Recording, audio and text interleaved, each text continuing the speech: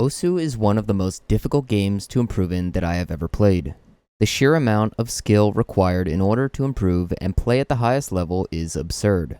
With the rise of Emrek, it can be hard to imagine a time where the rank 1 spot is under heavy contention. But I believe that there will be a time when a player rises up to the challenge, dethroning Emrek, and ending his reign as the most dominant rank 1 player in Osu history. That player could even be you, and you might not even realize it yet, but it is absolutely possible. For this reason, and many others, I want to leave everything I have ever learned throughout my time playing Osu in this video, in order to pass it on to the next generation of potential top players. Unfortunately for me, I am simply too old to play 300 BPM DT maps above AR 10.5, so naturally, I'll leave that task up to all of you to attempt.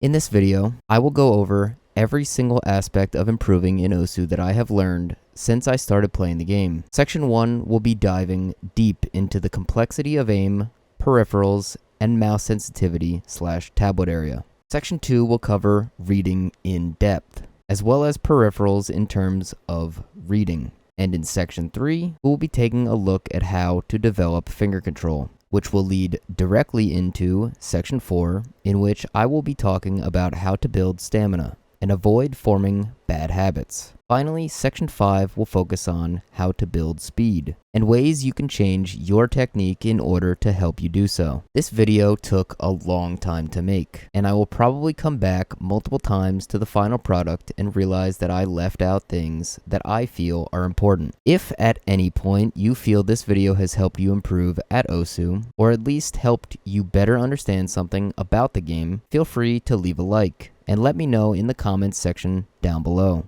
I read every single comment on my videos, and if you have any questions at all, I will do my best to answer them. My goal is to hit 2,000 subs by the end of the year, so hit that sub button to stay updated on all future videos. There might even be something that you enjoy. Alright, no more chatting, let's get straight into the good stuff. We are going to start off the aim section of this video by talking about peripherals. If you happen to be a mouse player, the options you have in order to improve your aim in Osu are going to be much less than if you have a tablet. Based on my own personal experience playing with mouse, what I would recommend is to lower your sensitivity if you want to have better flow aim. If what you are looking for is better jump aim, then you will likely want to have a higher sensitivity, which will be more comfortable for most players. However, it is entirely preference, and you should choose whichever one works best for you, because like I said, it's all preference and everyone is built different. There are many problems that come along with mouse aim, the biggest of which being mouse drift. The way that mouse drift works is as follows. You will begin to aim in the most comfortable position for your hand. However, throughout the duration of a beat map, you will notice that you drift off to either the right or the left, which would depend on the patterns within said beat map, which can lead to misses due to no longer being in a comfortable position. Many mouse players, including myself when I used to play with mouse, complain about this issue because there isn't really anything you can do in order to prevent it. The next topic we will cover in section 1 is mouse sensitivity / tablet area, depending on which you use. And before I say anything, what I will say is, don't be afraid to change your sensitivity. Just because a certain style or grip is comfortable does not mean it will be the most precise or most consistent. Sensitivity in terms of tablets is a bit different. The area of your tablet plays a huge part in determining what will be more comfortable for you. There is no one tablet area that is better than another. It all depends on how you are most comfortable reaching each corner of your area. And if the case is that you are not comfortable reaching a specific corner of your tablet area, it's probably time to consider changing your area. And yes, this is in fact me throwing shade at Chocomint, because he is in fact top left gapped. Anyway, there are more complex factors that go into deciding what your optimal tablet area is. The main factor being how you tend to aim when you have your tablet pen in hand. For example, if you use your entire arm to aim, and that is most comfortable for you, then likely a larger tablet area will be your optimal area. If you aim with your wrist only, or with your fingers and your wrist, or with only your fingers, then a smaller area is going to be your optimal area more than likely. I personally aim with my wrist when moving left and right, and my fingers when moving up and down. I believe that this is the most precise and healthiest way for my own playstyle, but that might not be the case for everyone. The structure of your hand will play a huge part in what is most comfortable for you, and depending on whether or not you have good handwriting, Marcelo, it might be best to hold your pen a certain way when you aim. Also, good luck on your genetics RNG because my hand is absolutely busted. For players who have bad handwriting, I suggest not adopting the way you would hold a pencil or pen as your grip when using tablet. It's more than likely not going to be optimal and will lead to frustration down the line. Think of it this way. A surgeon would not choose to hold a scalpel in a way that would hinder precision, so you shouldn't hold your tablet pen in a way that isn't going to be the most precise. It's only common sense. And forcing yourself to do something just because it's comfortable isn't the best decision either. Just because something is comfortable does not necessarily mean that it is the most optimal. I myself have experimented with many grips over the years, and I can confidently say that this has allowed me not only to find what is most comfortable and precise for myself all at the same time, but I can also aim with a different grip on days where I'm not exactly feeling as comfortable with my normal grip, which is perfectly fine. In terms of tablet area, personally, I have only used from around 100mm to 70mm. However, I stay away from changing my tablet area nowadays because I believe I have found what is most comfortable for me, which is 78mm. I can reach each corner of my area comfortably at this size, and it does not lower my precision whatsoever. There is one other thing that I do in order to make my aim more crisp. I simply place my mouse pad on top of my tablet, which can be difficult to do if you don't have a cloth mouse pad. I recommend getting a tablet cover if you don't already have a mouse pad that you can easily place on top of your tablet, such as one that might be too thick. Perhaps your mouse pad isn't made of cloth like mine is, or the playstyle just simply doesn't feel comfortable for you. It's all about preference, and for me, it works just fine.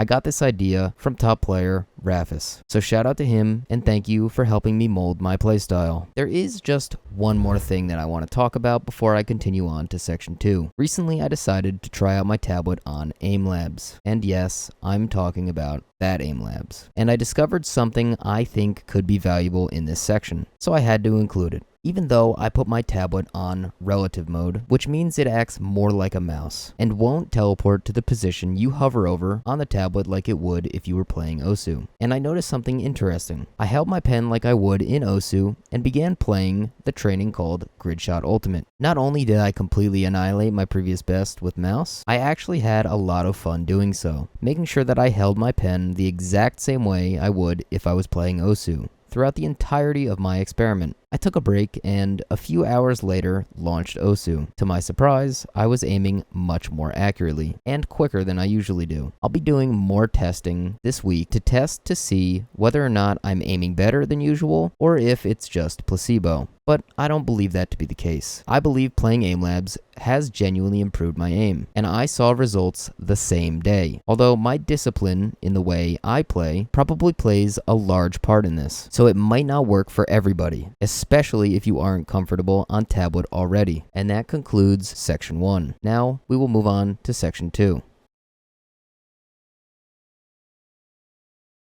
Now on to the reading portion of this video. And I'd say this section is recommended for players who are already under, I'd say probably rank around 30,000. So if you're not there yet, you might not be ready for this section, but that doesn't mean it won't be useful. First, we will be talking about the easy modification and how it can be used to improve your reading. You can absolutely improve your reading without the use of the easy mod, but it is one of the more important tools that players have at their fingertips in order to improve reading and see results. Just going about your business and playing maps normally will increase your reading over time, so don't think easy is the only way to improve your reading because it just isn't. Playing with the easy modification can provide benefits to your overall reading ability, increasing your perception, reaction time, and ability to read more complex patterns. The easy mod will make beat maps much more dense, making it harder for your eyes to follow the patterns. In order to combat this, players tend to use skins that have multiple combo colors, which will help distinguish patterns. Once you become more experienced using the mod, you might be able to go back to using whatever skin you want to. When you play easy, just like everything else in OSU, it will become much easier over time, so don't be discouraged. Easy is one of the most difficult mods to learn at first. Your eyes will learn how to better read the patterns, and eventually you will see progress. You can even add DT, and it might make it a little bit easier to learn Easy because it will be a bit less dense, but it will be quicker. Now, another important factor that goes into reading is making sure that you are looking at every single individual circle, as it is crucial in order to build good reading habits. So make sure you are doing that regardless of what map you might be playing. Trust me, I didn't start doing this until I was already well under rank 2000, and that's global, not country. I know, quite pathetic, considering I made it that far without really caring. But once I started doing this, I saw results immediately, and I began to start catching myself whenever I would slip up and lose focus, which can be frustrating because losing track of a map usually results in a miss, or worse, completely failing. Especially when you get into playing much harder maps. Above 7 stars is typically the baseline for my sessions. When that space stream is ripping through the screen, so too should be your eyes. After all, how can you possibly hit something if you aren't diligently observing said thing? I would try to remember how important this will be in the future, and work to develop the good habit now, instead of later. Peripherals can play a huge part in a player's ability to perceive what is going on your screen. One of the most important parts of a player's setup is their monitor, and with the highly competitive market that surrounds gaming monitors, it can be difficult to make a decision on which monitor is right for you when it comes time to purchase one. This part of the video is going to focus on helping those who might not know much about monitors and how their features can affect performance across all games, not just OSU. If you are informed on monitors and know what you are doing, you can skip this section and move on to the next. The single most important thing to consider when getting a monitor is the response time. Any response time that is above 1 millisecond is completely unacceptable for a gaming monitor. So focus on finding a monitor that meets these requirements, as the lower the response time, the quicker you will see what appears on the monitor. I'm no monitor scientist. This is just what I have heard from those who know what they are talking about. Although I do have experience with multiple different monitors, and I will say that when you use a monitor that does not have a 1 millisecond response time, after having used one for quite some time, you will absolutely notice it. I have used multiple different 60Hz monitors with a 1 ms response time, and they do perform well compared to monitors that are 144Hz and even 240Hz with 1 millisecond or lower response time. But obviously they aren't going to give you that smoothness that a 144Hz or above monitor would provide, so keep that in mind. Now, we have to worry about refresh rate, which is the second most important factor to consider when buying a new monitor. The refresh rate of a monitor is quite complex, and you should take into account the performance of your PC or potential PC when looking at which refresh rate to buy. For me, I have an older 144Hz Asus monitor as my second monitor. It used to be my first monitor, but has since been retired and replaced with a 240Hz Asus monitor. When I upgraded my PC and knew everything I was going to be playing would have over 240 FPS, I decided it was time to upgrade to a 240Hz monitor. This is simply because when you have a 240Hz monitor or even a 144Hz monitor, if your FPS is not consistently above that, it can cause the images to be distorted on screen and will not provide you with the same benefits as you would have if your FPS was above. Also, it is important to remember that your monitor might not set itself to its maximum refresh rate upon plugging in out of the box. So be diligent and make sure to check your Windows settings, your NVIDIA control panel, or if you're unlucky and have an AMD GPU, whatever program they use to control graphics, and make sure that that thing is maxed out to the highest refresh rate possible. This is incredibly important, and believe it or not, I have some friends that I would consider intelligent whom did not realize that their monitors had been set to 60Hz as opposed to 144 for quite some time. And believe me, you will notice the difference immediately if you didn't have your refresh rate maxed out beforehand. Just make sure that you are also playing OSU with your FPS limiter above your monitor's refresh rate in order to take full advantage of said refresh rate. This will make it easier to read and might even make it possible for you to read approach rates above what you used to be comfortable with beforehand, especially if your previous monitor is 60 Hz. The difference is night and day. Another thing to consider when buying a monitor is the image quality, which is a bit harder to figure out than the other factors we've talked about already. But I would look at YouTube for reviews covering whatever monitor it is you might be interested in. This will give you an idea on whether or not the monitor will look good. Having washed out colors can be quite taxing on your eyes, and it's best to have a monitor with a decent range of colors, just in general, not even for OSU. That's why I buy Asus, because they look beautiful. And don't get it twisted. There are many ways to improve your reading. When you are new or still in the process of learning the game, and around high 5 to high 6 digit, it's probably best to just play maps that you have fun playing and try to do your best on them. A good place to start would be pushing for higher accuracy. And doing so, you will naturally improve your reading as long as you're playing maps that are a bit higher than your comfort zone. And what I mean by that is not going from 4 to 7 stars, but instead go from 4 to 4.5 or maybe even 5-star maps. And once you're comfortable playing approach rates around 9 to 10, which is incredibly easy to read, especially if you have a monitor above 60 Hz, you can move on to doing more complex things such as playing with the easy modification in order to improve your reading. Although this is just how I would do it if I were to start over with all the current knowledge that I have. You can do whatever works for you, and I promise there are an infinite amount of ways that players have used over the years in order to improve. What I share with you in this video is simply my take on the entire topic, and I don't expect these methods to work for everybody because that would be ridiculous. Now that we've covered all that, let's talk a bit about finger control. Finger control is one of the most difficult skills to train in OSU. It takes a lot of time, effort, missing, and everything else you could imagine hating about OSU in order to develop finger control. It helps to understand exactly what finger control is and why it is important. A player who does not put the time and effort into building finger control will more than likely miss when they feel like they shouldn't have. We will call this a shit miss for the sake of this video. I am grateful for one thing, if any at all, and that is my younger self learning full alt because I couldn't single tap very fast. Throughout the years, this has led to me being able to full alt whenever I want, even after learning to single tap, which took me around 2 years of constant practice. And I can confidently say that I am close to mastering single tapping at my current comfort level. I can even go from single tapping to full alt and back to single tapping whenever I feel like it,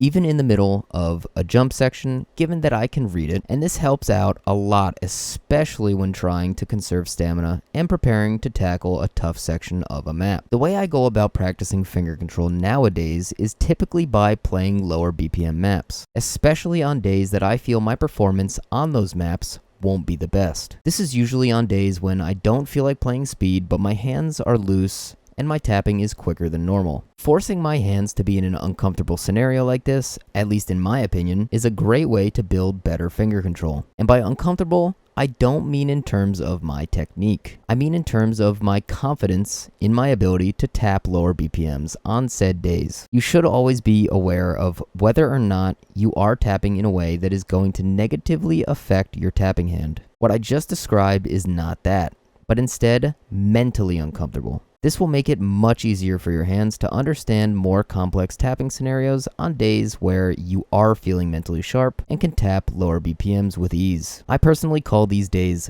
God sessions because it's once in a blue moon where you hop on and everything just seems to click. I'm talking from the beginning of a session to the end. It almost feels as if you have infinite stamina on a BPM you don't typically experience infinite stamina on. The day I set my top play on Honesty was one of these days. I S-ranked the map multiple times before going into the editor to finally understand the part where I was slider breaking, and I determined that it would be better to single tap that part instead of alternating, then full combo the map on my very next try. Before this, the last time I remember having one of these sessions was the day I FC'd the top diff of Blue Zenith. 200 BPM for whatever reason seems to be my worst BPM. I'm not exactly sure why this is, but I rarely get the opportunity to play 200 BPM without it being uncomfortable for me. It might be the fact that for so long I tried to force my hands to learn 200 BPM when they weren't ready, which has had lasting effects on my gameplay since. So remember, there are many different factors that contribute to how you might perceive something in Osu, and tapping isn't just tapping. It's also understanding exactly what it is you are tapping, and whether or not there is another way you could be tapping something is up for you and you alone to determine, and that is finger control.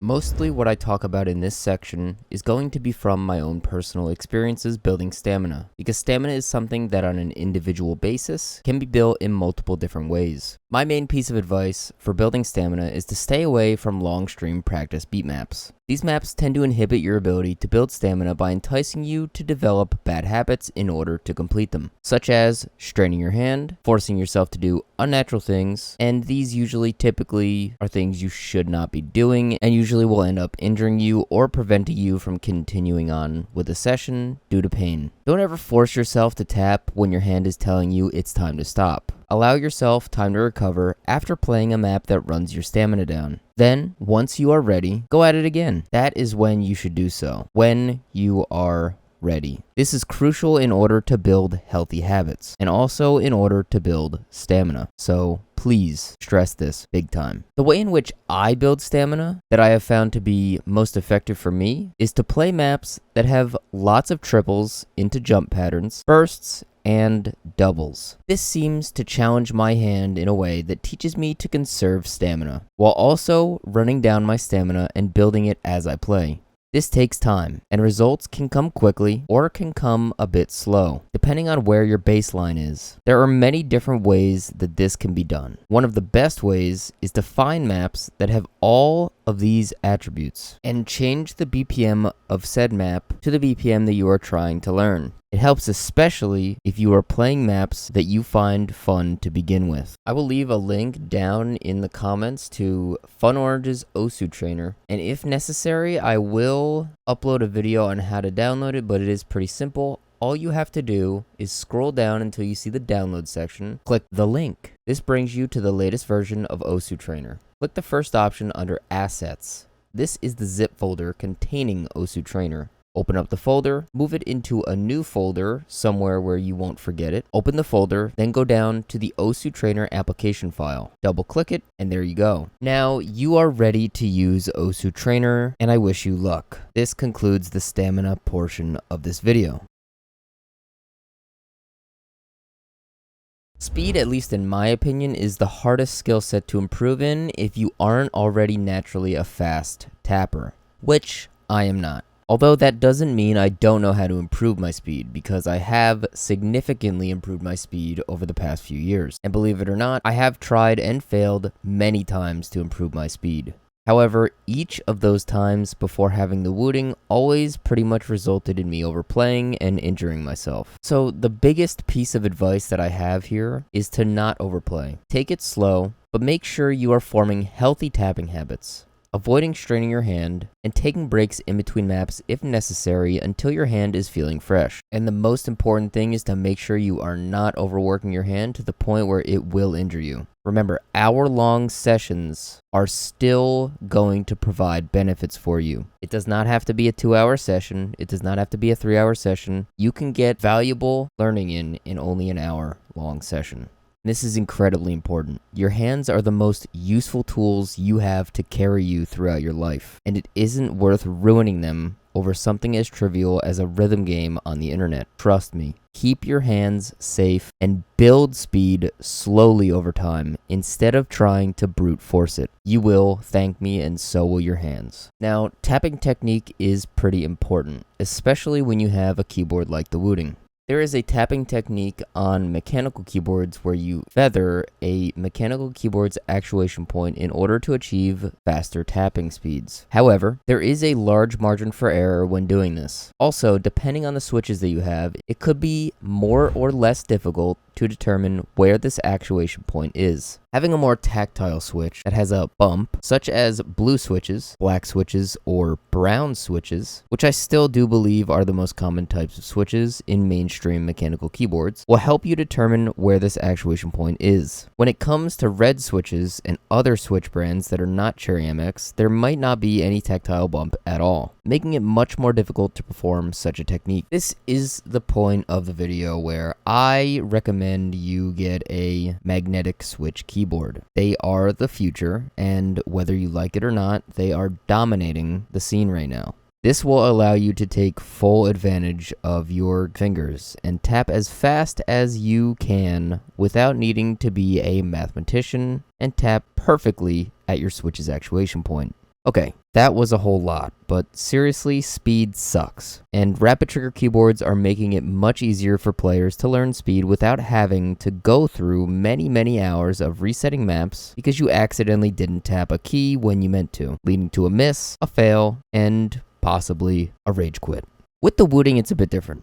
Speed comes from the ability to alternate between keys much more effectively and efficiently. Personally, I have my rapid trigger settings maxed out as seen here. For BPMs, I am not quite comfortable with, above 225 usually. I will turn on the continuous rapid trigger setting under the advanced settings in my Wootility program. This will sometimes lead to misses, not because of the continuous feature, but because I am simply spamming my Wooting keys as fast as I can in order to hit BPMs well above my comfort zone, and because I tap so light in order to preserve stamina and the health of my hand. And ladies and gentlemen, with that, this video is coming to an end. I had a lot of fun making this video, and I thank all of you who made it this far for watching, and hopefully I provided you with some valuable information that you can incorporate into your gameplay. Thank you all for watching.